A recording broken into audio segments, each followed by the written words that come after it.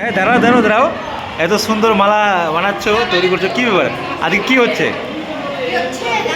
না, হ্যাঁ হ্যাঁ,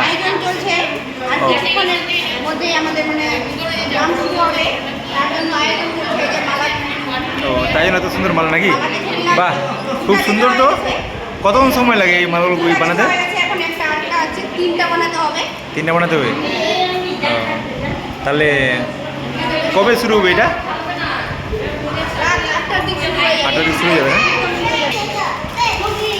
তো দেখতে পাচ্ছেন গাইস, এত সুন্দর মালা। বলছি পিসি, আজকে যে এই যে এত সুন্দর মালা ওরা গাঁথতেছে, বানাচ্ছে, তো শুনলাম নাকি শ্রী শ্রী দাদা ঠাকুরের আজকে অনুষ্ঠান আছে, তো এটা কার বাড়িতে হচ্ছে?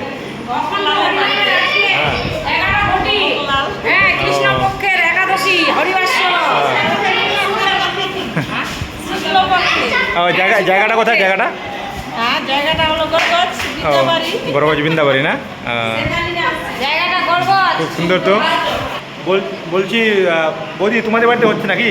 হ্যাঁ, একটু বিষয়ে বলো, কি মানে কিরকম অনুষ্ঠানটা? তো আমরা মানে জয়গুরু তো দাদা ঠাকুরের, শ্রী শ্রী দাদা ঠাকুর অখণ্ড হরিনামের আজকে শুক্লপক্ষের একাদশী, ওটাই নিয়ে আমরা হরিবাসর অনুষ্ঠান করবো।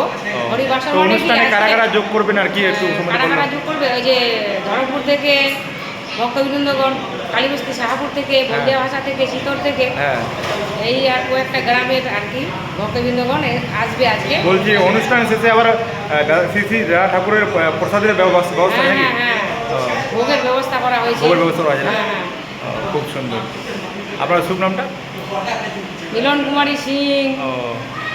হরিবাসর মানে আজকে মানে কি ঘুমাতে হবে না, ঠিক আছে? আজকে হরির সঙ্গে বাস করতে হবে আমাদের, ওটাই হলো হরিবাসর।